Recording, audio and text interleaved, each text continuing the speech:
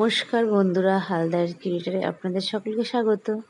আমি এখানে একটু নিত্য নতুন একটু চপ নিয়ে চলে আসলাম। এখানে দেখুন শাপলাটা কেটে নিয়েছি সাইজ মতো, সুন্দর করে জল ঝারিয়ে নিয়ে নিয়েছি। এই শাপলাটা দিয়ে আমি চপ বানাবো।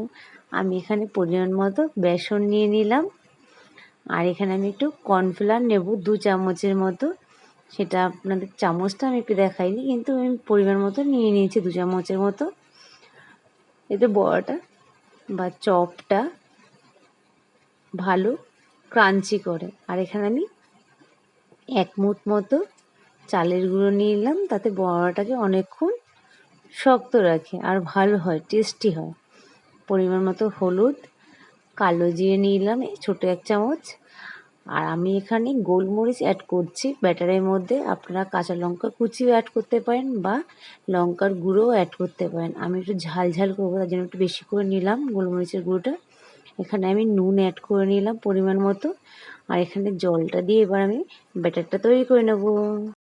আমার এখানে ব্যাটারটা গোলানো হয়ে গেছে। আর দেখুন আমি কয়েকটা শাপলার চপের কীভাবে বানাবো সেটা আমি তৈরি করে নিয়েছি। আমি আর একটা দেখিয়ে দিচ্ছি আপনাদের।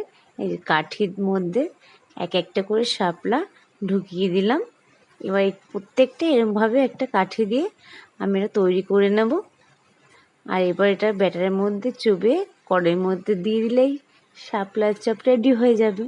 এই দেখুন আমি করেছি, প্রত্যেকটা এইভাবে করবো। আর ব্যাটারটা যে কতটা থিকনেস রেখেছি সেই থিকনেসটা আপনাদের দেখাবো। দেখুন এই যে এরকমভাবেই রাখতে হবে, যেহেতু শাপলা তো শাপলাটার গায়ে যাতে একটু ভালোভাবে লেগে যায়।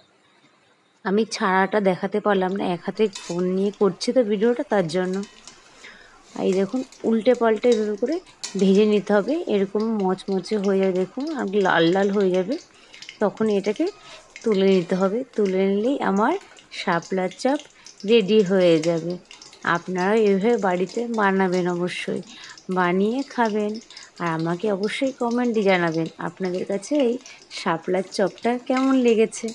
আমার তো খুব ভালোই লাগে। আমি মাঝে মধ্যেই শাপলা চপটা বানাই শাপলার সিজনে, যখন আমি শাপলাটা পাই। আর এটা আমি পুজোর আগেই বানিয়েছি। পুজোর সময় তো শাপলা খেতে নেই, তার জন্য আর পুজোর আগে তো ভালোই বৃষ্টি হচ্ছে। এই জন্য একদিন বৃষ্টির দিনে আমি যে বৃষ্টি হচ্ছে তাহলে কী বানানো যায়, বাইরেও বেরোনো যাচ্ছে না, কী করা যায়, তখন আমি চটজলদি শাপলা ছিল ওখানে শাপলার চপ বানিয়ে নিলাম। শাপলার চপগুলো তৈরি হয়ে গেছে, এবার শুধু খাবার অপেক্ষায়, কতক্ষণে পেটের মধ্যে যাবে চপগুলো।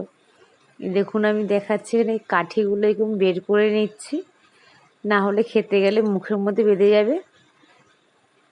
আজকের জন্য ভিডিওটা এখানেই শেষ। নতুন ভিডিও পাওয়ার জন্য অপেক্ষা করুন।